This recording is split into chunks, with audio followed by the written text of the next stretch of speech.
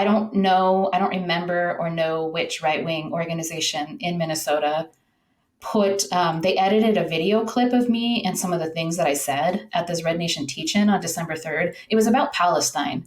Um, and there's a very, the doxing culture on the right is very well coordinated and well organized and well funded.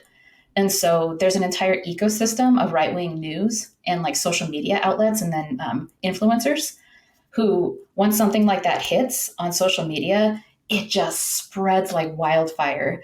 And I mean, this was no small thing because The Hill did like a 20-minute segment on it. I was a news story on Fox, like Breitbart News did a story on me. I got hundreds and hundreds and hundreds of mostly just like really super racist, super sexist emails. Got a lot of death threats, got a lot of rape threats in my university email. People tried to get me fired from my job. And like I said, this has happened to a lot of people. But the thing that people were most pissed off about, and some of these emails are from average people, I think, who just watch right wing news like Fox or whatever.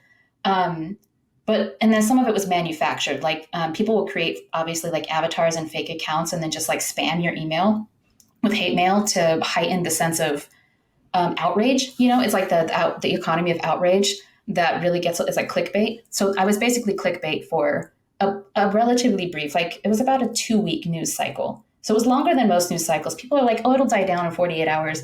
It did not die down in 48 hours. I still don't know like how many emails the administration got about me to try to get me fired from my job.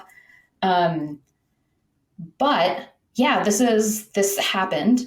And the thing that people were most pissed off about that I said was I was talking about dismantling settler colonialism in the United States. And I told people like that the energy around decolonization right now, that Palestine is the tip of the spear right now around the global struggle for decolonization, that we should quote unquote lean in. I'm quoting myself, this is embarrassing. We should lean in to that mobilization and not the mobilization, the momentum behind that. Because that's what we've always been about as the Red Nation and Indigenous people. You know, we're interested, we're invested in movements for decolonization because that's how we're going to have a future. That's how liberation happens. And I said that, you know, settlers are really scared right now. It was obvious. We were talking in the podcast and much of the coverage we've done about Palestine, whether it's Israel or the United States, their whole ass is out. Like they're really just like, they're firing on all cylinders to justify this settler colonial genocide of Palestinians. And I said, at that time, that was what, December of 2023, like millions and millions of people around the world were rising up, and they still are, you know, for Palestine. And I myself was taken aback by how much popular support there was, not just for Palestine, but for decolonization. I didn't realize that the discourse around decolonization and the organizing had made such an impact on people. And I felt like it was unlikely. People who were unlikely, or I would consider were unlikely allies in the struggle for decolonization, understood it so perfectly because what was going on in Palestine. And so I said in my comments that this like widespread support for decolonization for Palestine was remarkable. And I saw it as something incredibly positive as somebody who's advocated for decolonization, you know, like ever since I became an organizer and an intellectual and understood history as an Indigenous person. And so I said we should lean in to like that fear, that settler fear, meaning like these settlers are scared because they can see that our efforts towards mobilizing for decolonization are extremely effective. They have been mainstreamed in a way that they were not when we started the Red Nation a decade ago, right? It means that like we've made some serious gains and they're really scared. They're scared because that intense structure of power that they maintain through the settler colonial project is being like challenged in a way that I had not ever seen before, really. And I had not ever seen before. And I was like, this is fascinating. Like, this is, and people clapped. I remember when I made that comment, there was clapping in the audience.